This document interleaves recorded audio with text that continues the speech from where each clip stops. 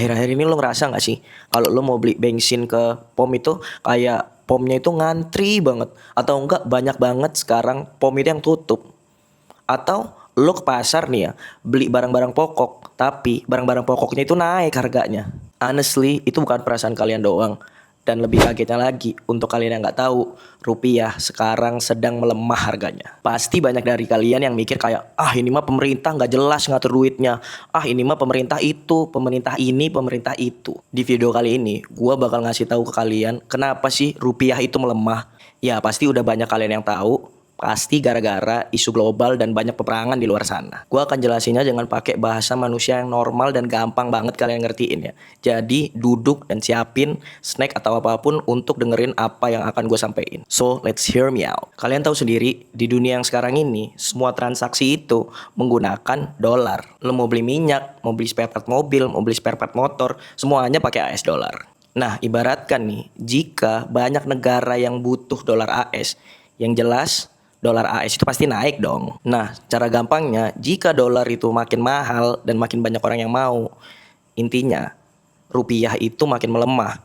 Bisa kalian lihat sendiri, sekarang $1 itu udah bisa sampai 17.000 kalau nggak salah. Efek dominonya nih, barang-barang yang mau diimpor ke Indonesia otomatis jadi mahal dong. Ya kalian tahu sendiri lah, gara-gara perang dan gara-gara konflik-konflik di negara lain. Terus barang-barang yang diimpor ke Indonesia itu kayak apa aja sih? Contohnya ya, kayak gandum untuk lo buat Indomie, terus kayak bensin untuk bahan bakar transportasi kita.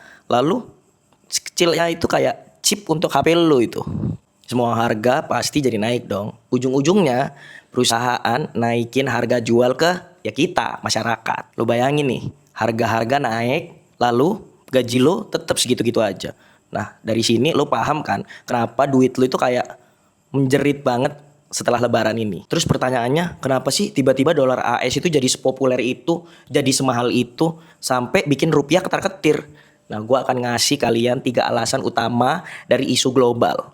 Jangan di skip, ini bagian dagingnya sih. Poin yang pertama itu suku bunga Bank Sentral Amerika atau bisa dibilang The Fed yang egois. Bayangin, The Fed ini kayak bos bank sedunia. Waktu Amerika ngalamin inflasi parah, cara The Fed ngatasinnya adalah dengan menaikkan suku bunga. Maksudnya apa?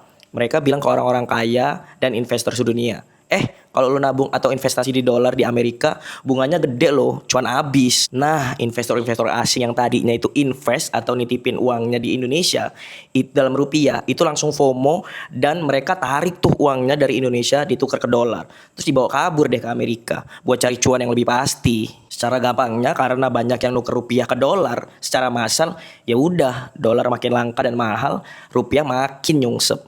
Ini yang namanya capital outflow atau bisa dibilang dengan kaburnya modal. Lalu poin yang kedua yaitu perang dan ketegangan geopolitik. Ya kalian tahu sendiri lah ya, dunia sekarang lagi nggak baik-baik aja.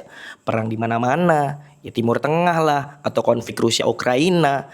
Nah ngaruhnya apa sih sekarang di dompet lo? Sini gue jelasin. Gini nih, para investor itu makhluk penakut sedunia kalau menurut gue. Kenapa? Kalau mereka ngelihat ada potensi perang yang bisa bikin harga minyak meledak atau rute kapal barang hancur, mereka pasti panik dong. Nah pas panik, mereka bakal cari safe haven, alias tempat sembunyi paling aman dong buat uang mereka. Dan tebak apa yang paling aman itu? Ya, emas dan dolar Amerika. Sekali lagi, semua orang borong dolar buat jaga-jaga biar ya nyelamatin duit mereka. Dan in the end, rupiah kita ditinggalin lagi deh. Lalu yang ketiga nih, ekonomi Cina itu lagi lesu banget. Pasti kalian banyak yang bertanya-tanya, apa hubungannya sih ekonomi Cina sama rupiah? Bro, Cina itu pembeli terbesar barang-barang dari Indonesia. Kita jualan batu bara, nikel, kelapa sawit. Itu yang beli paling banyak ya Cina. Nah masalahnya ekonomi Cina pasca pandemi ini tuh lagi struggling. Properti mereka banyak yang hancur, pabrik-pabrik mereka produksi lebih sedikit, karena ekonomi mereka melambat, mereka ngurangin nih belanja barang dari Indonesia. Kalau kita jualan tapi yang beli sedikit, otomatis dong pendapatan negara dalam bentuk dolar juga berkurang drastis. Pasokan dolar di dalam negeri jadi dikit, harganya makin mahal, dan boom, rupiah melemah lagi. Jadi gue narik kesimpulan, kenapa sih rupiah melemah? Yang pertama, karena bank di Amerika lagi ngasih bunga tinggi yang bikin investor kabur ke sana. Lalu yang kedua, gara-gara perang bikin orang panik dan borong dolar.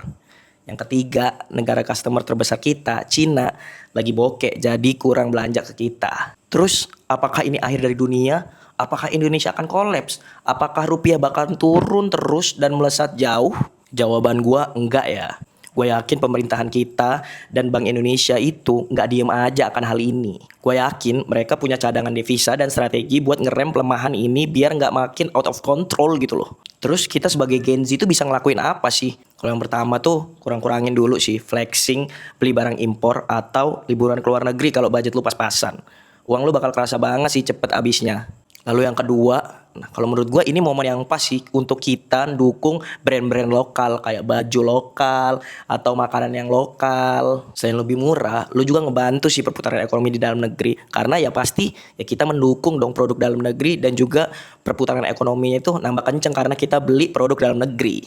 Menurut gue itu aja sih sekarang. Terus gimana? Udah kebayang kan sekarang kenapa isu global bisa bikin harga produk pokok naik? Kalau lu merasa video ini buat otak lu tahu, oh jadi alasannya ini.